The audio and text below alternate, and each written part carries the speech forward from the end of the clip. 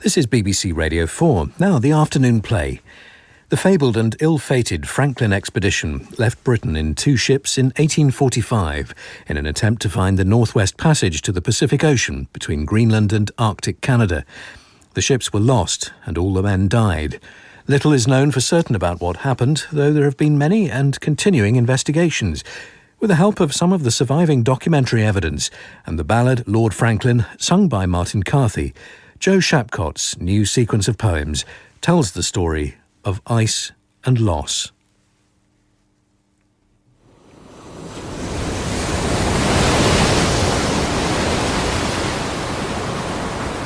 Erebus by Joe Shapcott.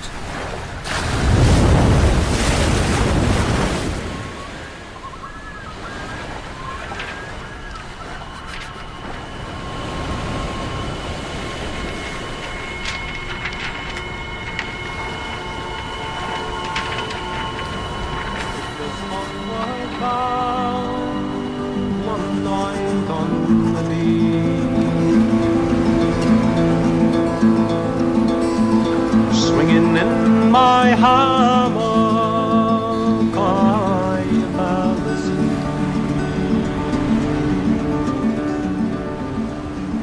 I dreamed a dream, and I thought it true, concerning Franklin and his gallant crew.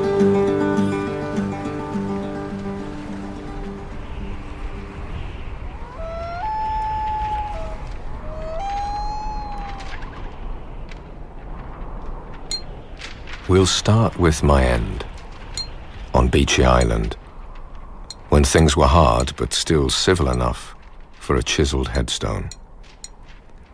Sacred to the memory of W. Brain, R.M., HMS Erebus, died April the 3rd, 1846, aged 32 years. Choose this day whom ye will serve. Joshua chapter 24, verse 15. And I'll serve anyone who pays. But this voyage, Franklin's voyage to the Northwest Passage, we were queuing up to go. The Erebus and the Terror. Men clamored for it from all parts of the country. Like you would if you thought you'd the chance to fly to the moon. First objective, find and sail through the Northwest Passage. Second objective, take measurements in relation to the magnetic pole. I loved the science talk, the techno-speak. The ships were fitted out for the Arctic. Iron plates on the bow, railway steam engines ex-Greenwich line, and screw propellers designed to lift above the ice for their preservation. Sylvester stoves and a network of piping for warmth. A mechanical hand organ for each ship with 50 tunes apiece. Materials for our education during long winters in the ice. Slates, chalks, pens, inks, paper. Ship's libraries open to all the men. We were towed out of Woolwich to Greenhithe in party mood. A cheering crowd, a band, flags.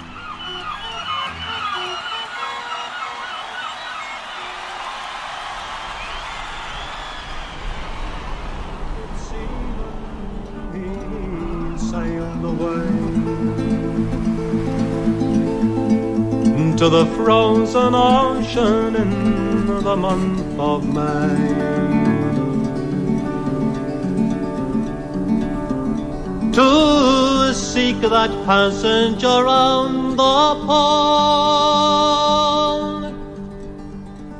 where we poor sailors do sometimes go.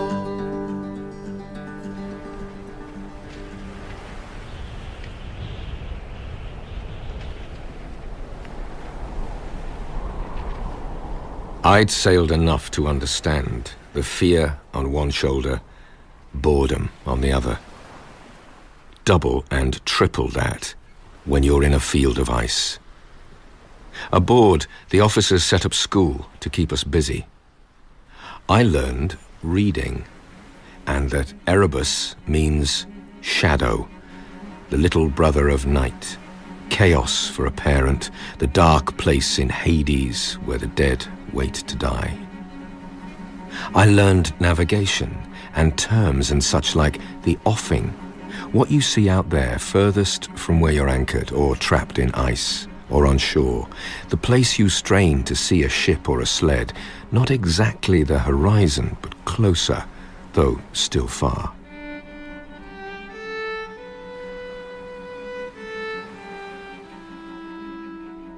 I learned why it never got light here, really at best a kind of dirty dusk in summer.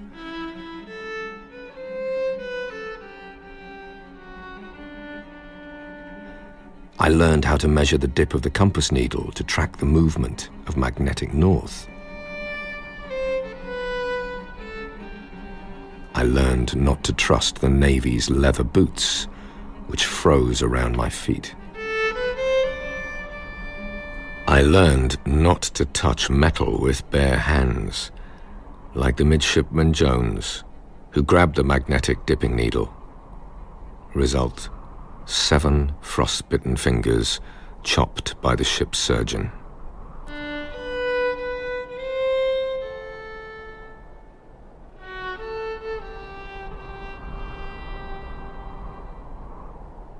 I learned how to saw a path through the ice to make a channel for the ship.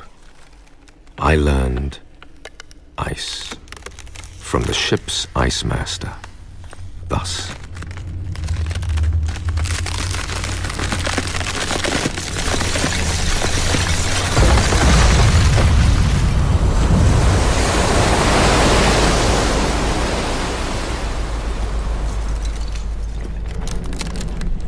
An iceberg or ice mountain is a large, insulated peak of floating ice, often a stupendous mass, which strikes the beholder with wonder. A field is a sheet of ice so extensive that its limits cannot be discerned from a ship's masthead. A floe is similar to a field, but smaller. Drift ice consists of pieces less than floes, of various shapes and magnitudes. Brash ice is still smaller than drift ice, consisting of roundish nodules and fragments of ice broken off by the attrition of one piece against another. This may be considered as the wreck of other kinds of ice.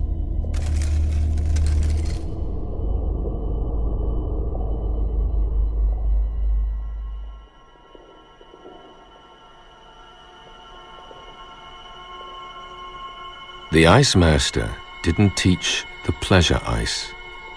The way the light passes through it, its blues and greens and every shade of black. Its many noises, cracks and snaps to make you jump and look to the ship's timbers, groans and sighs like a human voice. I became the ice expert. I added ice cakes, growlers, cusp ice, and counted 49 types before I was done.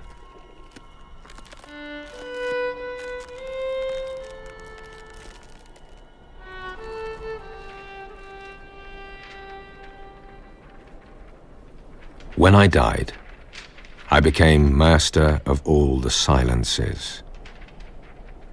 The silence of Erebus trapped in ice for years. The silence of no word from home. The silence of Franklin and his captains when the crew abandoned the ships. The silence when the dry mouth and black gums of scurvy made it hurt to speak. The silent talk through hand gestures to the passing Eskimo. The silence on the long trek south, where men dropped one by one as they walked, 129 souls lost.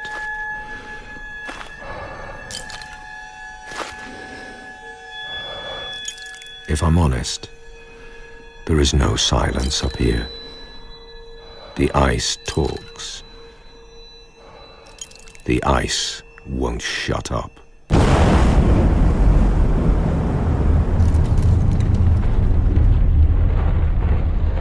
Bay ice is that which is newly formed on the sea. It consists of two kinds, common bay ice and pancake ice. The former occurring in smooth, extensive sheets, and the latter in small, circular pieces with raised edges. Sludge consists of a stratum of detached ice crystals, or of snow, or of the smaller fragments of brash ice floating on the surface of the sea. This generally forms the rudiments of ice when the sea is in agitation.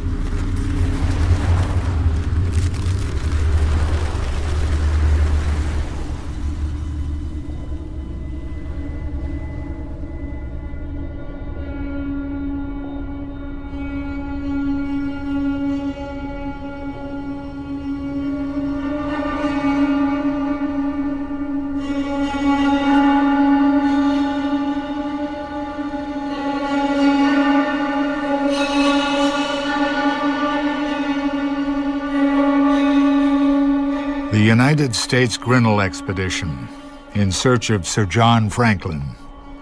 A personal narrative by Elijah Kent Kane.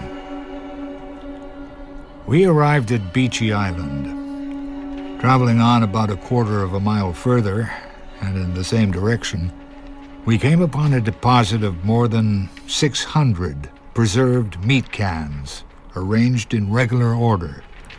They had been emptied and were now filled with limestone pebbles, perhaps to serve as convenient ballast on boating expeditions. These were among the more obvious vestiges of Sir John Franklin's party.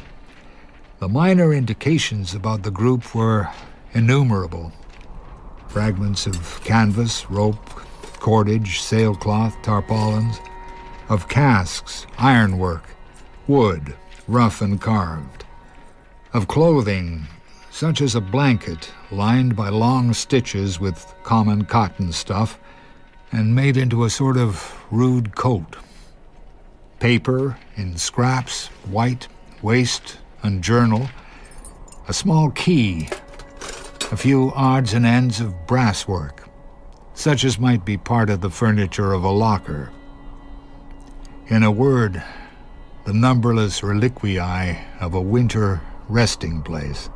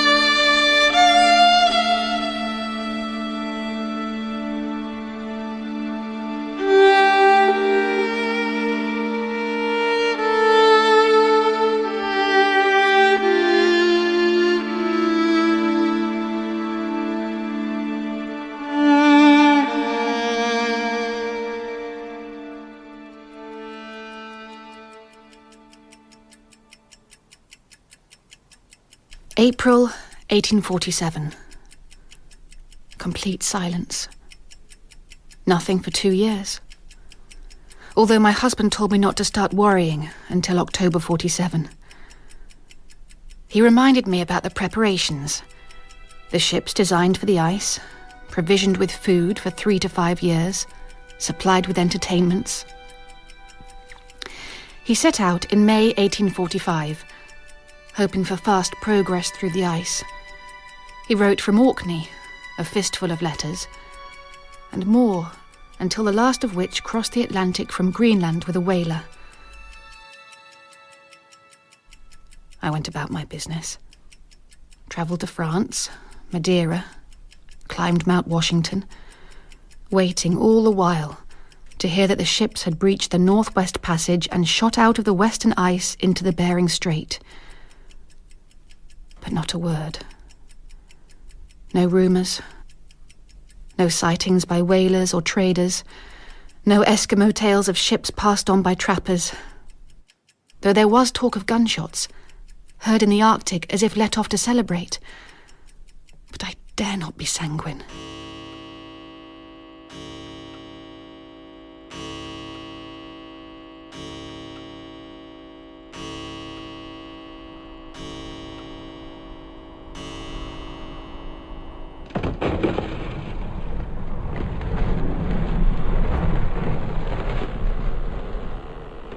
A hummock is a protuberance raised upon any plane of ice above the common level.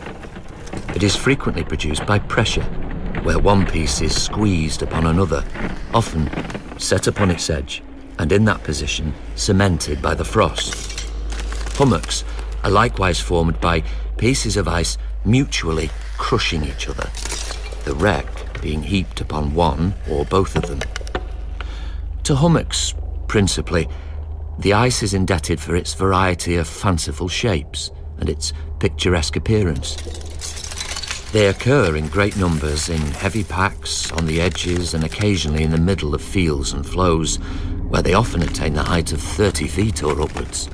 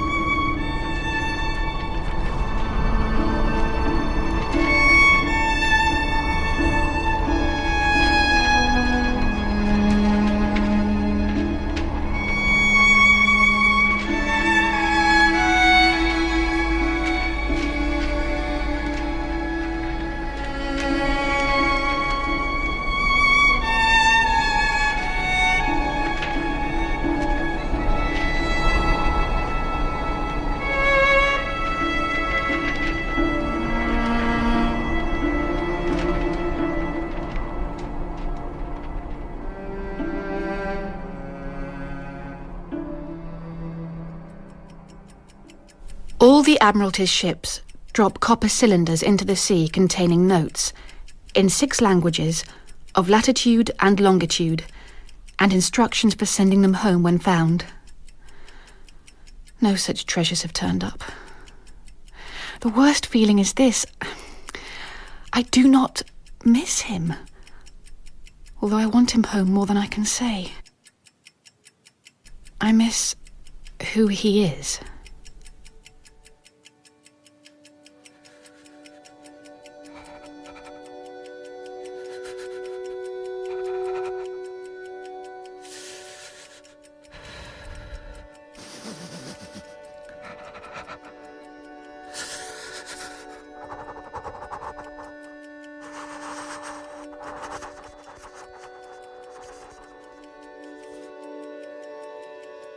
£2,000 offered by Lady Franklin to whalers, with the view of inducing any of the whaling ships with resort to David Straits and Baffin Bay to make efforts in search of the expedition under the command of Sir John Franklin in those parts which are not within the scope of the expedition about to be sent out by government.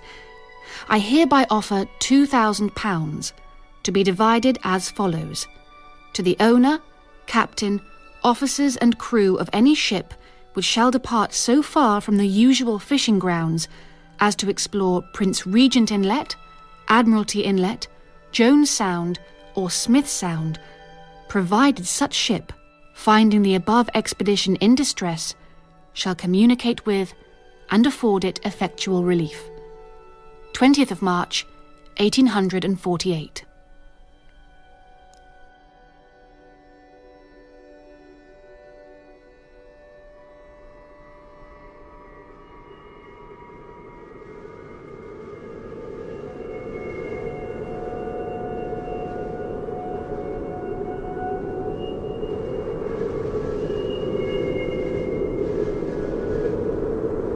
We made snow goggles on board. I took my own spectacles, figuring that though I couldn't read without them, I couldn't read with snow blindness either. I pried out the lenses, replaced them with concave slices of wood, a horizontal slit carved across the center of each. I bound the metal nosepiece with thread to stop it freezing against my skin.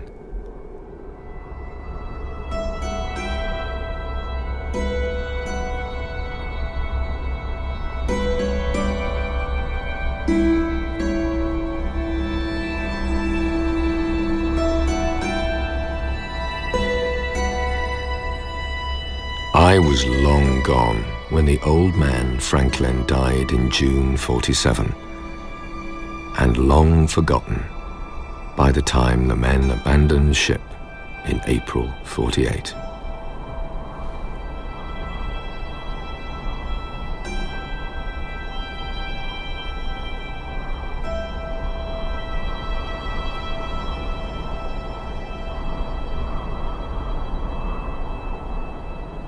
The ice had carried them south, trapped all that time, threatening to snap the hulls into sticks. They headed for the Great Fish River, weak, scurvied, and snowblind. It's like sunburn of the eyes. You don't feel it until hours after the damage. Your eyes weep. There's a pain as if sand had been ground into them. The pupils grow small, eyelids twitch, light hurts. The men dropped one by one as they walked.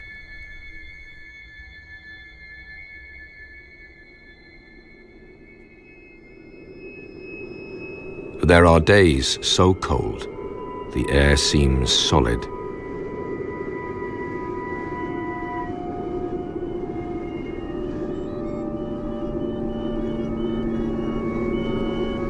And then sound travels in the Arctic, like a speeding ghost.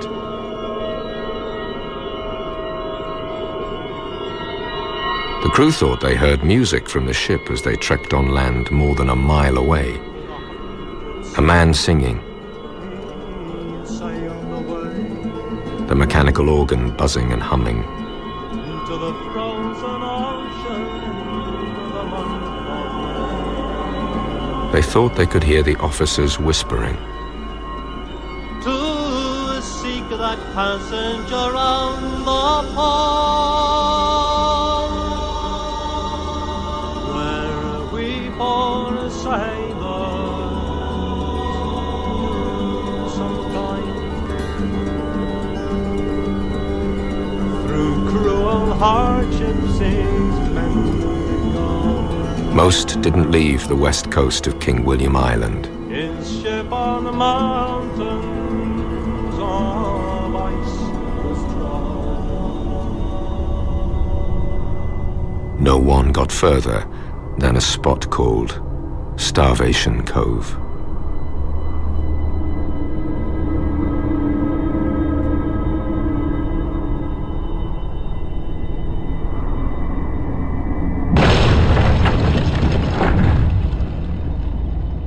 A calf is a portion of ice which has been depressed by the same means as a hummock is elevated. It is kept down by some larger mass, from beneath which it shows itself on one side. I have seen a calf so deep and broad that the ship sailed over it without touching, when it might be observed on both sides of the vessel at the same time. Calves, when disturbed by a ship, have not infrequently been called from their submarine situation to the surface, and with such an accelerated velocity as to damage the vessel, or even to occasion shipwreck.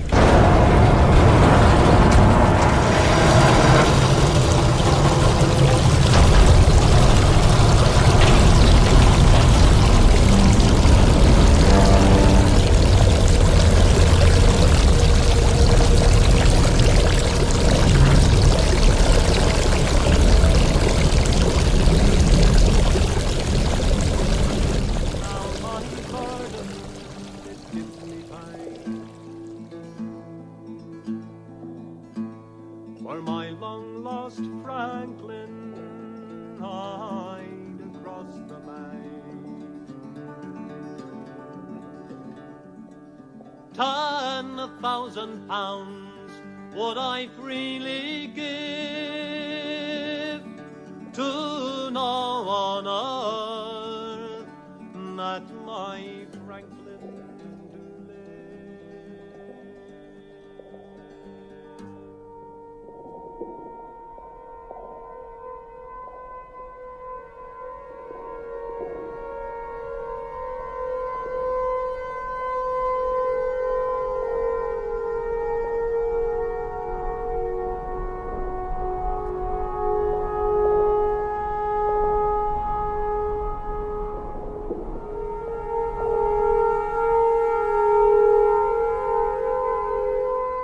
I've lost count of the letters I've written to the Times, to the Cabinet, to the Prime Minister, anyone who might help me search.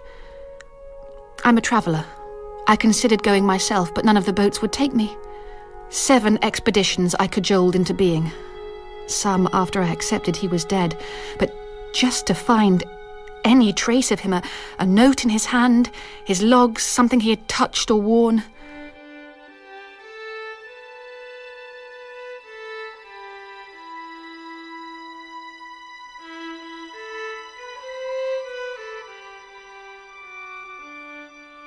Spring 54.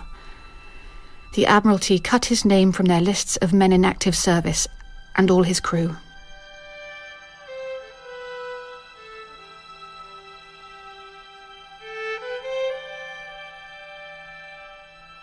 I'd been wearing black up to then. Not mourning exactly, but a sign of our forced separation.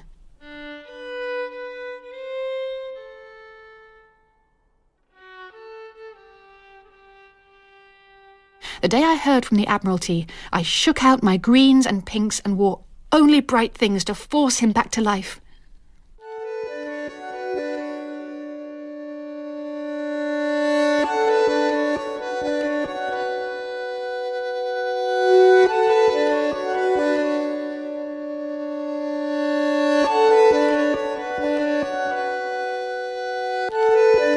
Between ourselves, I didn't love him, but it was a good marriage, a useful one. I made more journeys than any other woman I know, mostly without him, yet he never stopped me making voyages, even when my heart travelled away from him too. I can't find him. I couldn't find him when he was with me.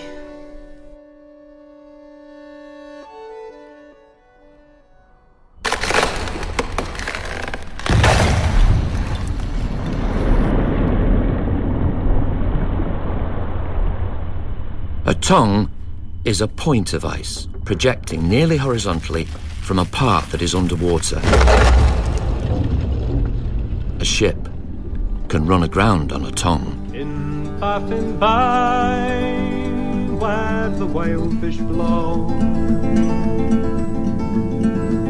the fate of Franklin no man may know. The fate of Franklin no tongue can tell. Lord Franklin along with his sailors do dwell.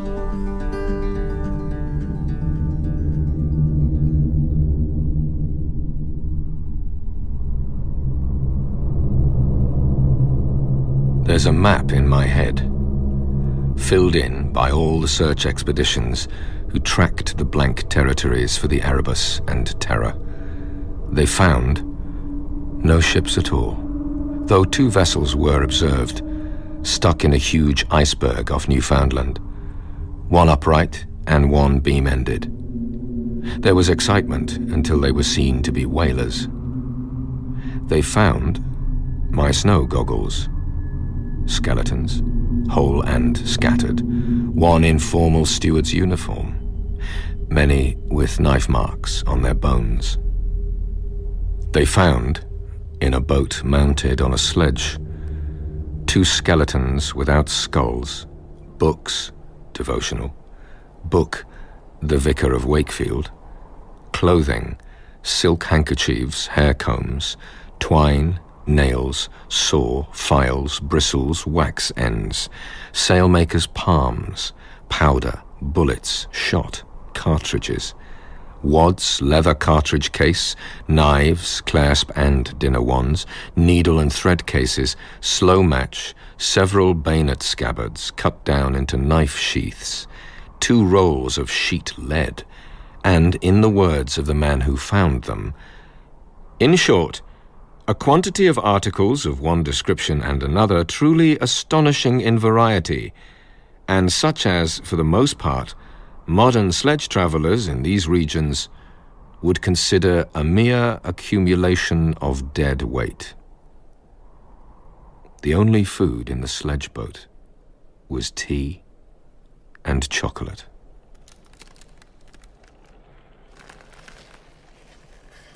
A pack is a body of drift ice of such magnitude that its extent is not discernible. A pack is said to be open when the pieces of ice, though very near each other, do not generally touch, or close when the pieces are in complete contact.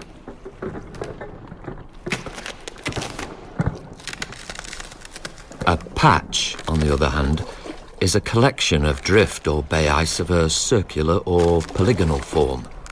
In point of magnitude, a pack corresponds with a field and a patch with a flow.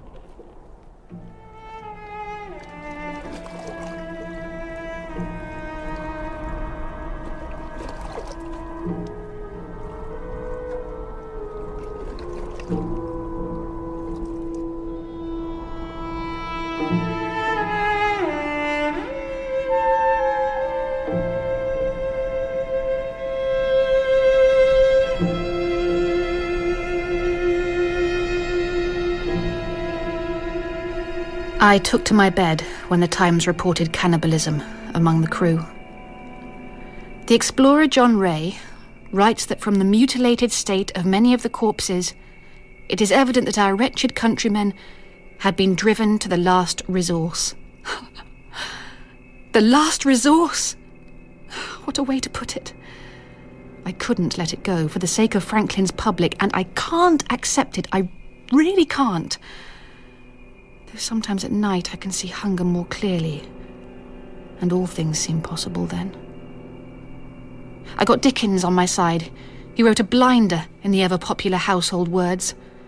"It is in highest degree improbable," he said, "that such men as the officers and crews of the 2 lost ships would or could, in any extremity of hunger, alleviate the pains of starvation by this horrible means."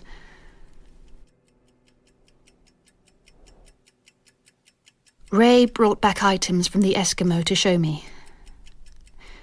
Buttons, gold braid, ribbons, a watch, and an engraved spoon I recognized as his. I knew he wasn't coming back.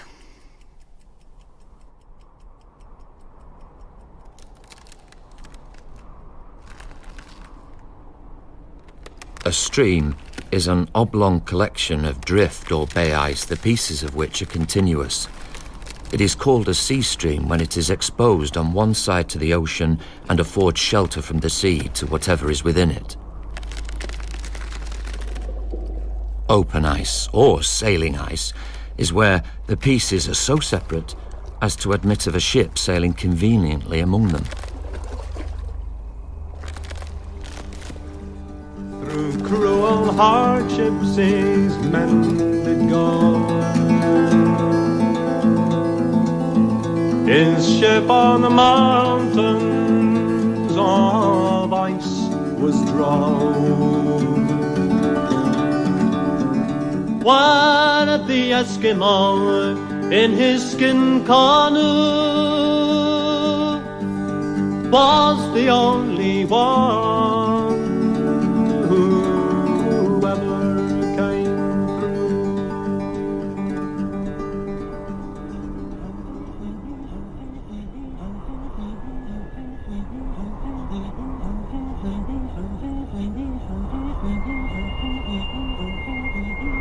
There have been 4 seasons of tall ice since this thing happened. I heard it from my brother, who had it from our cousin, who was the man there with his eyes wide open behind his snow shielders. It was the season when the darkness starts to change its color, the season when the ice in narwhal sound begins to sing, the season when the ice seal pups are just weaned, floppy and slow enough to spear. My cousin's group killed seals near the north shore of the island we call the Loud Place, for the sound the ice makes all around. They saw a white shape, a bear maybe. They crouched and moved downwind. Closer, they could make out 40 white men. Where were the women? Dragging so much weight. Sledges and a boat with a sail. Enough weight to kill. And our cousin saw death in the way they moved across the ice. He knew the feet were gone in some men by their gait. They didn't wrap their bodies right. They made signs. 2 ships, they said with their hands. 2 ships crushed. One man waved his fingers next to his ears. Deer, they were going south to bang with pretend gun fingers, to shoot deer. They were hungry men. They would die before they ate fresh food. Even the old fat one, who didn't haul the loads, but walked alone with his head down, lips moving. Our family knew the deer had moved on. We know how to starve. These men did not.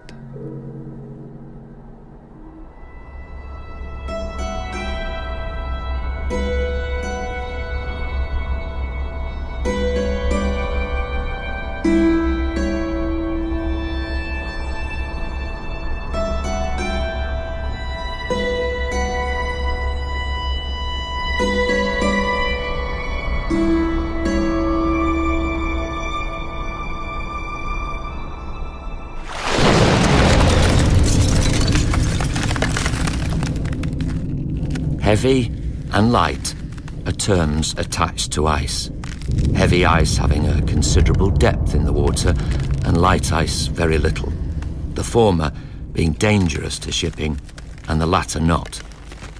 Bay ice may be said to extend from the first pellicle of ice up to a foot in thickness, light ice from a foot to a yard in thickness, and heavy ice from about a yard upwards.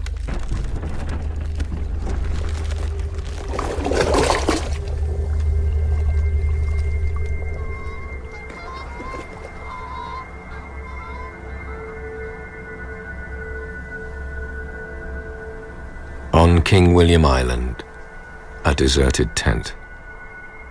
Blankets, bedding, skeleton bones, some severed with a saw, skulls with holes in the bone, tin cups, spoons, forks, knives, 2 double-barreled guns, pistols, lead balls, powder flasks. Lastly, books and papers, already starting to fly and crumble in the ice and air.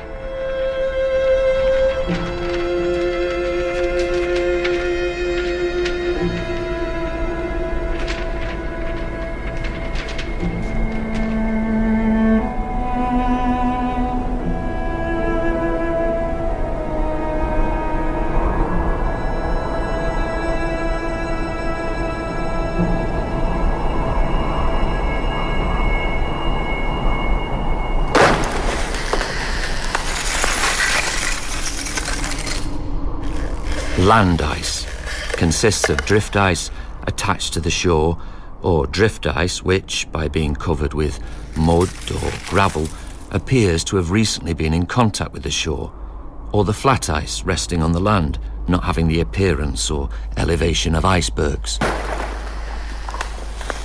A bight is a bay in the outline of the ice. A lane, or vein, is a narrow channel of water through packs or other large collections of ice. In passing by, the whalefish blow. The fate of Franklin no man may know. The fate of Franklin no tongue can tell.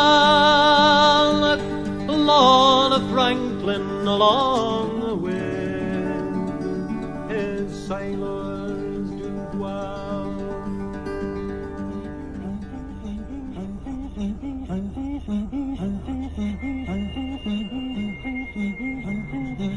Later, when the sea began to move, but still before the big ice break, this same family was foraging by the sea on the land that stretches far south. They found the bodies of those men, some in thin tents, some under the boat, and a few dug into the ground. Most men all around like carrion just where they fell. One held a long gun, and a telescope was tied to him. They knew him for a leader because of these things and the metal star on his breast with ribbons, brighter than the ones on the skin of the ribbon seal. Yellow or white against its dark body, the mark sent to help us find a spear point in the ice and snow. Among us, the dead give up possessions willingly to finders to help them live. These men had metal in many shapes, boxes, knives, coins, plates, and we have passed them among our families. Metal lives longer than a man, shines more brightly than the ice. They found a tin box full of books and writings of no use, but the children liked to watch paper fly in the high winds, so they took it all for play. Folk would speak of how they saw the leaves spin in the cold air for years after.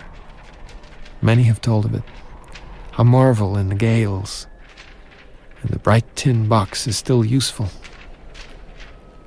Our cousins spoke of knife marks on their bones, of bodies jointed, the limbs stacked around the entrance to a tent, of sea boots filled with cooked human flesh, of bones broken and sucked clean of marrow. He has seen all this, and his words will survive like metal.